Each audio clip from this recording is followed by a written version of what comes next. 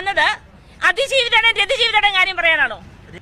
ഞാൻ പറയാം. വാർത്ത ക്യാൻസൽ ചെയ്യാനാ പറഞ്ഞത്. നീ കൊടുത്ത വാർത്ത ഏതാ മോളെ? നീ കൊടുത്ത വാർത്ത ഏതാ? നീ കൊടുത്ത വാർത്ത ഏതാ കൊച്ചേ? എന്റെ പുറകെ നടന്ന് ഉണ്ടാക്കേണ്ട കാര്യമൊന്നുമില്ലടാ.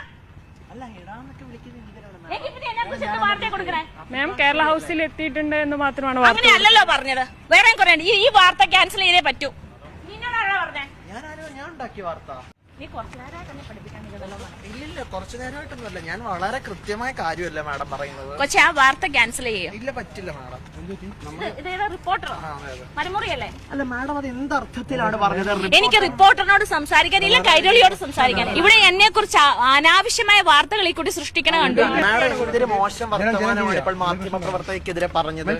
മാഡം ഒരു അഭിഭാഷകയാണ്. സ്വാഭാവികമായിട്ടും ഒരു മാധ്യമ പ്രവർത്തക എടി പൊടി എന്നൊക്കെ വിളിക്കാൻ മാഡത്തിന് ആരാണ് അധികാരം തന്നിരിക്കുന്നത്? റിപ്പോർട്ടറൊന്ന് മാറി നിന്നാ ഞാൻ പിന്നെ സംസാരിക്കാൻ തന്നെയാണ്. റിപ്പോർട്ടറിനോ മാറി നിൽക്കാൻ റിപ്പോർട്ടറിന് ഏത് തരത്തിലുള്ള വിലക്കാണ്?